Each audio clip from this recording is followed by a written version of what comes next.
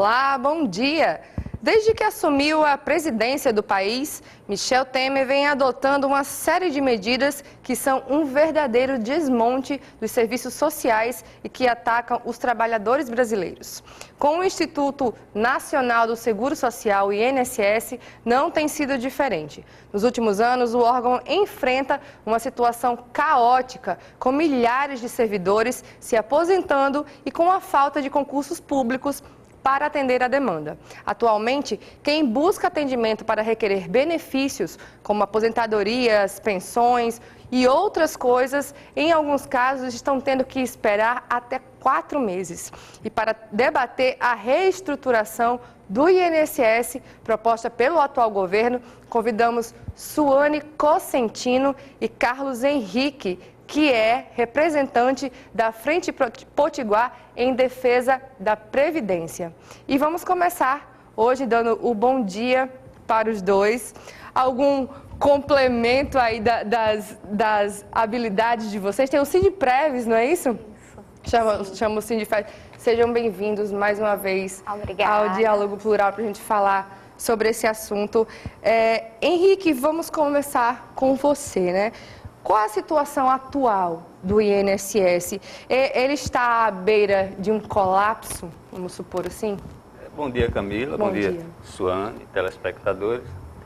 Efetivamente, o que foi definido aí desde o início das políticas do governo Temer, né, tem atacado todo o serviço público. O INSS não é exceção. Como nós somos uma autarquia que vive para servir ao público, né, o fulcro do INSS é atender. E realmente, devido à falta de concursos, né, devido à extrema precariedade de concursos, nós estamos enfrentando uma situação extremamente difícil. Sim. Do ponto de vista de poder atender a demanda que nos procura todos os dias. Recentemente, para ilustrar, Suane vai enriquecer o debate a respeito com os números. Nesse ano nós tivemos a aposentadoria de 51 servidores de uma vez só, e um total de menos de 400 servidores, ou seja, mais de 10% dos servidores de uma vez só foram embora. E isso tem causado um estresse muito intenso sobre a nossa área de atendimento. Suane, qual a importância do INSS para a sociedade, né? Porque eu não sei como, mas eu sou de 83, né? Então na minha cabeça existe uma imagem do INSS, né? Mas aí já tem gerações dos anos 90 para cá, dos anos 2000 para cá, que já estão efetivamente no mercado de trabalho, né, tudo mais, e que não tem a noção que a gente tinha do INSS. Fala um pouquinho para a gente disso. O INSS, o Instituto Nacional de Seguro Social, ele vem de uma política, né, de seguridade social ampla, que entra saúde, assistência e previdência social, e ele serve, é uma autarquia que serve para operacionalizar, reconhecer direitos dos cidadãos, dos trabalhadores e seus dependentes. Então ele tenta, né, proteger o objetivo dele, o trabalhador e seus dependentes. Diante de intercorrências, seja velhice, saúde, né, condições de saúde, maternidade, morte, né, idade avançada para aposentadorias. Então, é a política mais ampla de toda a América Latina, né, e visa proteger os cidadãos, né, em um momento exatamente que eles mais precisam dela. Entendi. Para isso a gente paga caros impostos, né? Recentemente houve a tentativa de extinguir o serviço social, né, do INSS, mas a categoria se mobilizou e conseguiu barrar essa medida. Como se deu esse processo? Suane pode começar, mas o Henrique pode ficar à vontade para complementar. Na verdade, o serviço social existe há mais de 70 anos dentro da instituição. Ele é o instrumento de uso dos sujeitos de direitos que buscam, vamos dizer, a porta de entrada do Instituto. Então, aonde se faz a mediação entre a sociedade e o órgão, onde as pessoas têm a socialização de informações sobre seus direitos, sobre como recorrer a situações em que seu direito não foi reconhecido, né? Então, assim, ele é um espaço do trabalhador, né? E o que é que acontece? Ele é existente há mais de 70 anos, esse serviço vem, ao longo dos anos, sofrendo várias retaliações, certo, desse governo, principalmente porque ele é um espaço da sociedade. Sim. E aí, nesses últimos meses, a gente vem enfrentando várias exonerações de cargos, esvaziamento da divisão de serviço social dentro do Instituto e um regimento interno que vazou recentemente em setembro, que extinguia o serviço social dentro das... E olhe que ele é colocado em lei, existe um artigo e ele estava sendo extinto dentro do regimento. Sim. E aí a gente, através de reuniões ampliadas, muita luta da sociedade, dos usuários, dos trabalhadores, através de reuniões ampliadas, audiências públicas, atos, conseguimos, e muitas reuniões, conseguimos reverter esse quadro.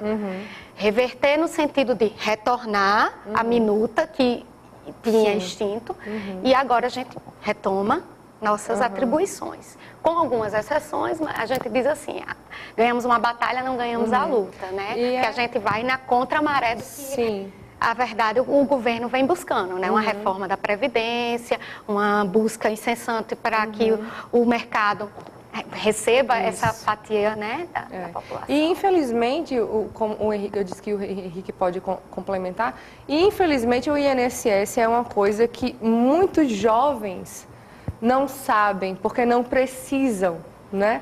Por enquanto. Então, essa parte da sociedade jovem que também poderia estar lutando, porque lá na frente também vai precisar, né? Talvez não esteja à frente dessa luta, e porque de fato não entenda, não é, Henrique?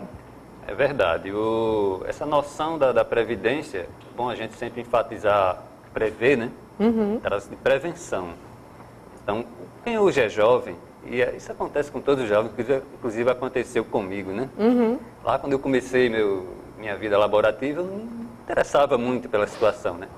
Mas, graças a Deus, tive a sorte e a competência também de ter meu emprego, de fazer um concurso, né?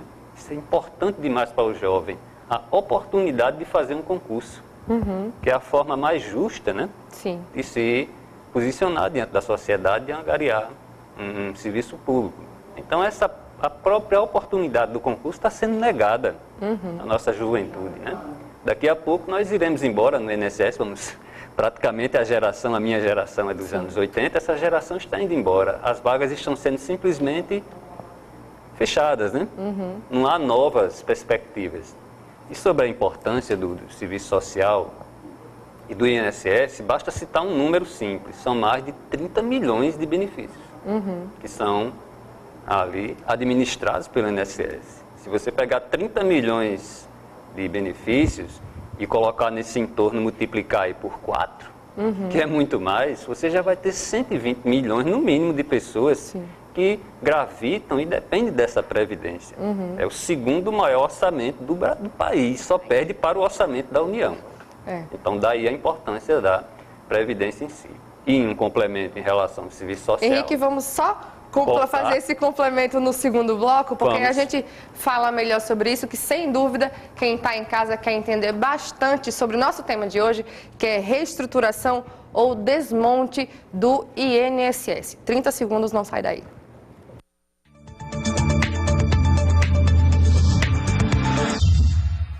Voltamos com o programa Diálogo Plural de hoje, que conversa sobre a situação do Instituto Nacional do Seguro Social, o INSS. Hoje com a presença de Suane Cosentino e Carlos Henrique, que são da Frente Potiguar em defesa da Previdência.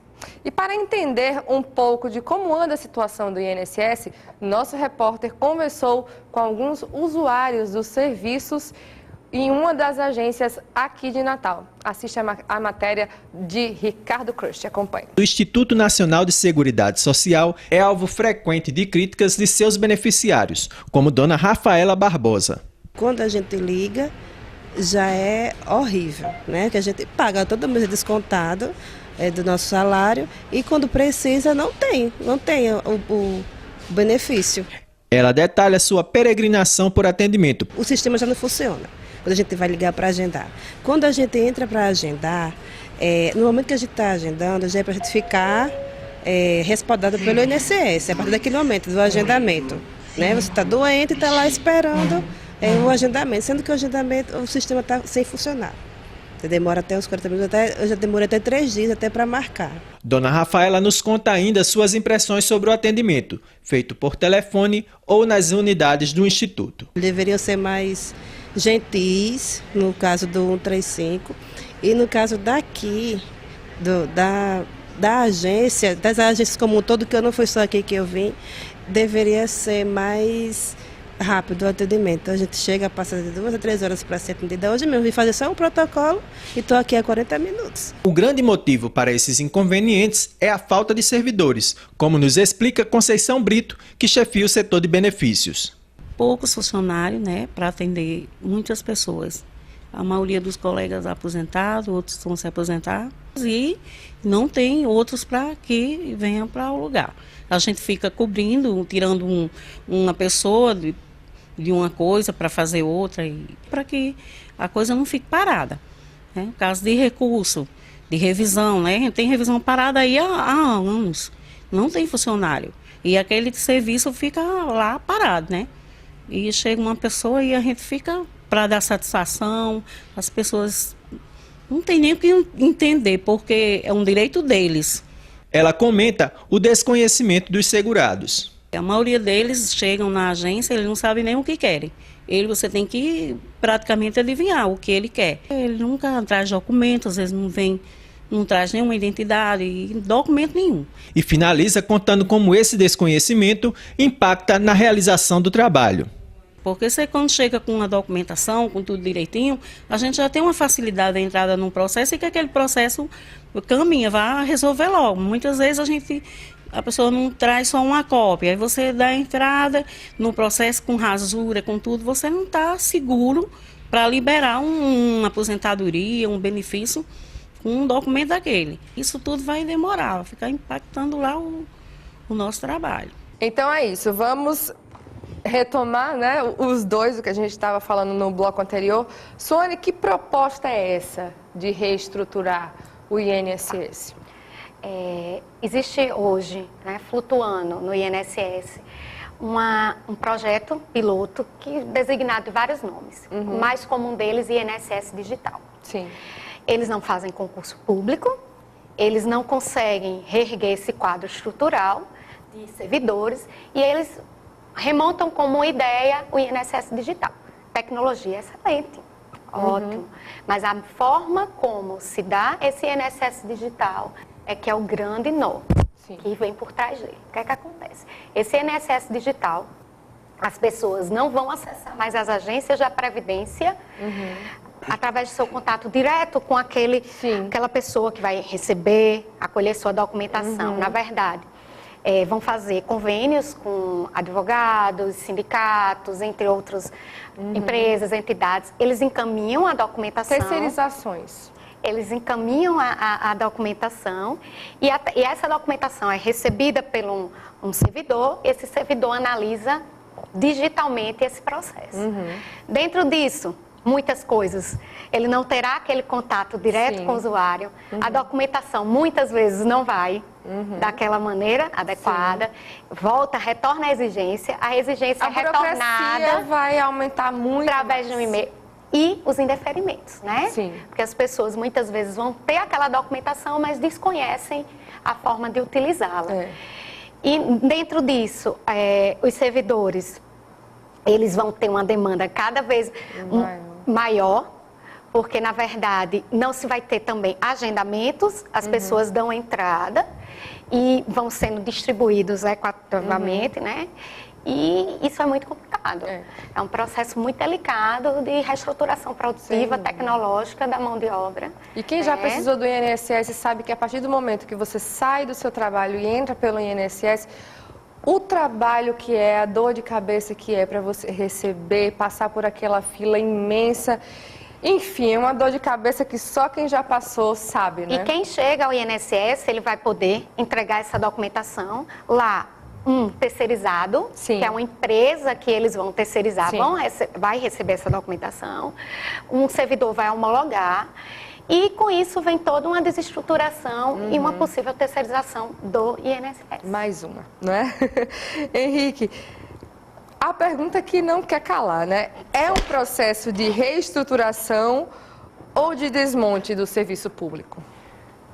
Analisando do ponto de vista macro, inclusive nós tivemos aqui no ano passado já debatendo sobre isso, que era exatamente na época da aprovação da PEC do congelamento, do PL dos estados, e já se vislumbrava que o serviço público, nessa política do governo Temer, a tendência é ele ser reduzido a quase nada, né? Sim. Então trata-se efetivamente de uma desestruturação, na realidade.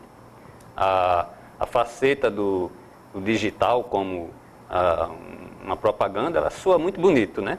Nós defendemos a tecnologia como alternativa e como meio de melhor atender a população, mas nunca de substituir aquilo que Suane acabou de falar, o contato, o público, a possibilidade do segurado ser acolhido por um assistente social, que é a primeira porta praticamente, né? É uma pessoa que quer tratar com outra pessoa. Sim. E não com uma máquina. É verdade. Existem segmentos da população que estão devidamente capacitados, instruídos para lidar com isso. Mas o grosso de nosso povo, de nossos segurados, carecem ainda assim e vão carecer sempre do esclarecimento, da informação e de ter um serviço público que o acolha e que o atenda. E o INSS não é exceção. Pelo contrário, a missão dele é estar lá e dar todo o apoio necessário para que o cidadão tenha seu direito reconhecido. Se está ali, o motivo não é muito agradável, né? Suane, a gente vai fazer essa pergunta rapidinho para a gente encerrar o segundo bloco. No Rio Grande do Norte, como é que está o quadro de médicos peritos, né, do INSS e em que condições de trabalho eles estão? Vou fazer uma bem apanhado, né? São 38 médicos. Sim. Dentro da gerência Natal, certo? Porque são divididos em duas gerências Natal e Mossoró. Na gerência Natal, que vai até Currais Novos, são 38 médicos. 6 deles já estão em abono permanência, o que significa que eles, a qualquer momento, podem chegar no RH e pedir sua demissão. Sim. E outros em iminência de 2018 e 2019. Então, a gente tem uma força de trabalho pequena para grande quantidade de usuários. Tendo em vista também a crise do capital, tendo em vista o desemprego, que alavanca muito mais. Tendo em vista essa mão de obra que acaba sendo muito...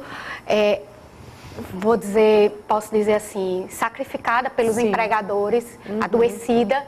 Então, a gente tem uma pequena parcela mesmo de peritos. É uma espécie de efeito dominó, né? Que vem do trabalho e termina no INSS. A falta de saúde, de acesso à saúde, de educação. E o próprio médico também já é um profissional.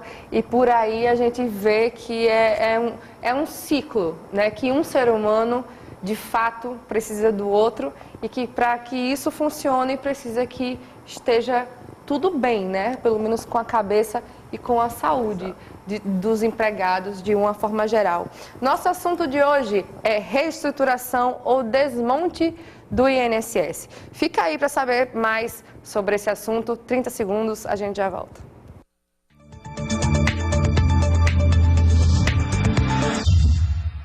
Voltamos com o programa Diálogo Plural no nosso último bloco, que conversa sobre a situação do Instituto Nacional do Seguro Social, o INSS.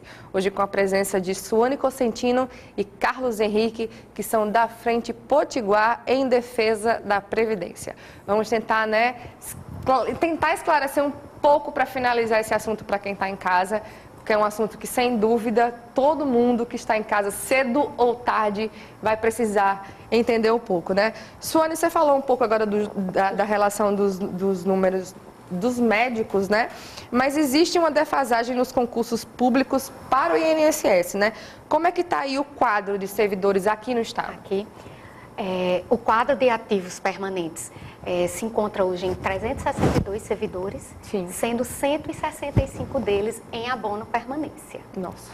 Aquela mesma realidade que eu estava expondo anteriormente. Ou seja, 45% vamos ficar com 45% dessa percentagem. Sim. De uma coisa que já está defasada. Fora que não se está contabilizando aí o número de servidores que em 2018 e 2019, ou na iminência aí dos próximos anos, já tem todo o tempo necessário para a aposentadoria. Sim. Então, é um colapso. É um colapso mesmo, que é o que a gente falou lá no início, né?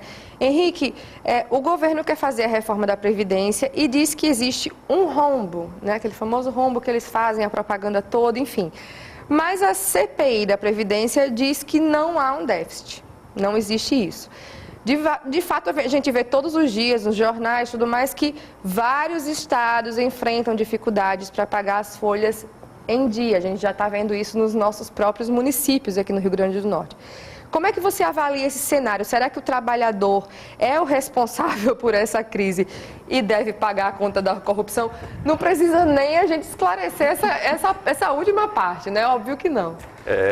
Chega a ser até irritante essa ladainha. Seria cômico se não fosse trágico, né? É uma expressão bem do nosso povo, uma ladainha. Todos os dias de que existe déficit, que é necessário fazer reforma da Previdência. Todo dia, todo dia, todo dia. Então, já dá para desconfiar que não é uma coisa muito séria. E a CPI da Previdência, recentemente, foi concluída e apontou aquilo que todos nós sabemos. Não existe déficit da Previdência. Isso é apenas uma propaganda enganosa. E para uma breve reflexão, quem é o grande avalista dessa reforma, o garoto propaganda? É o Temer? Sim. É isso?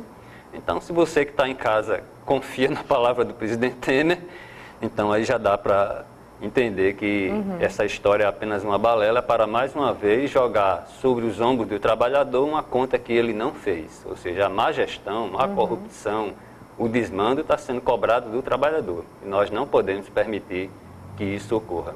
Mas vocês concordam comigo, eu vou até fugir um pouco, apesar do nosso tempo estar curto, vocês concordam comigo que apesar da riqueza da publicidade em cima do que ele quer, do que ele, né, tem proposto, que na verdade não tem sido proposto, tem sido imposto, né, pra gente.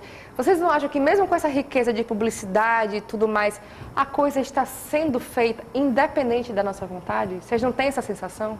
Basta só você salientar que mais de 90% da população não quer ele no poder. Não é? E mesmo assim as coisas estão acontecendo ao modo dele, né? O que é que está faltando aí, na opinião de vocês, para a população, para que isso não continue acontecendo? Participando, eu quero.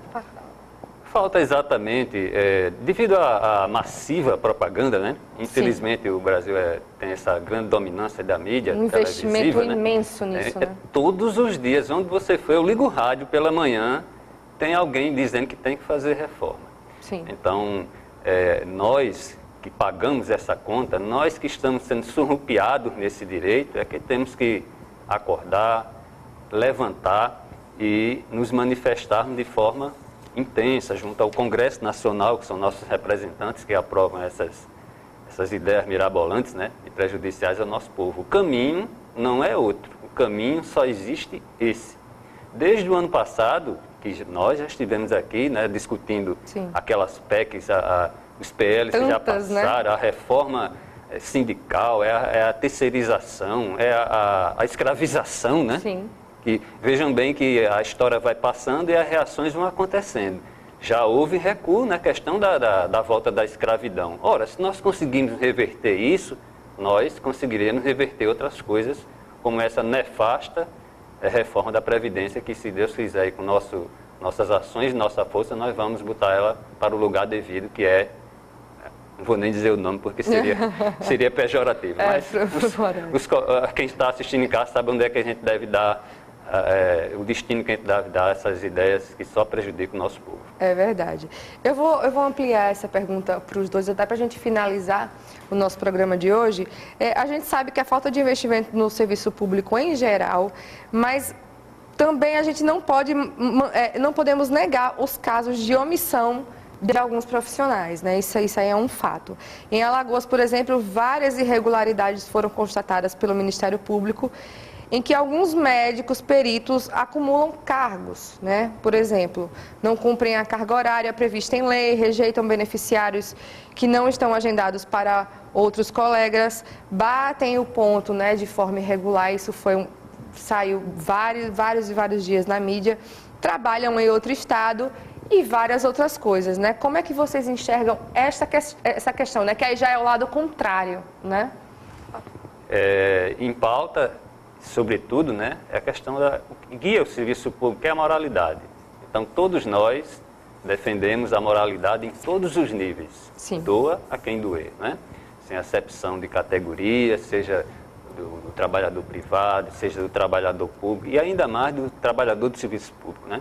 Quando ele assume um cargo, ele tem lá um estatuto, ele tem que seguir todos aqueles princípios. Então, nós não somos... Falta de ética existe em tudo, infelizmente. A ética não é privilégio, não deve ser privilégio de ninguém. É uma obrigação de todos e ainda mais do servidor público que está aqui para servir. Sim. Para isso existem canais, né, de denúncia, existe a ouvidoria, existe o Ministério Público. Então, importante o pessoal de casa saber disso. As pessoas, né, se sentirem não bem tratadas no serviço público, ela tem esse serviço, né, liga 135, né, acessa a ouvidoria, denuncia e as coisas vão devidamente seguir o então, quer dizer que 135 é o canal de acesso à população, caso, né, vejam alguma coisa funcionando de maneira errada nesse sentido, né? Ministério Público Federal também. Sim. Certo? As próprias ouvidorias, né, locais, temos as ouvidorias funcionam, no INSS temos lá o setor de atendimento que acolhe o que for necessário, a denúncia, qualquer conduta irregular, enfim. O cidadão tem todo o direito de pleitear, denunciar e buscar a regularidade das coisas. As ouvidorias, muitas pessoas acham que elas não funcionam, mas já pensou se todo mundo que tem problema resolve reclamar? Uma hora ela vai funcionar, não é? Suane e Henrique, muito obrigada pela presença dos dois. É uma pena que nosso tempo aqui sempre é muito curto para falar de assuntos tão amplos, mas sejam sempre bem-vindos para a gente retomar esse assunto e outros que mereçam de fato a nossa atenção. E se você quiser mais informações sobre o Diálogo Plural, acompanhe as atualizações no nosso Twitter, o @SintestRN, no nosso site, o www.sintestrn.org.br ou na nossa página do Facebook, que é o facebook.com/SintestRN. A você um ótimo final de semana e até o próximo sábado, se Deus quiser. Tchau, tchau.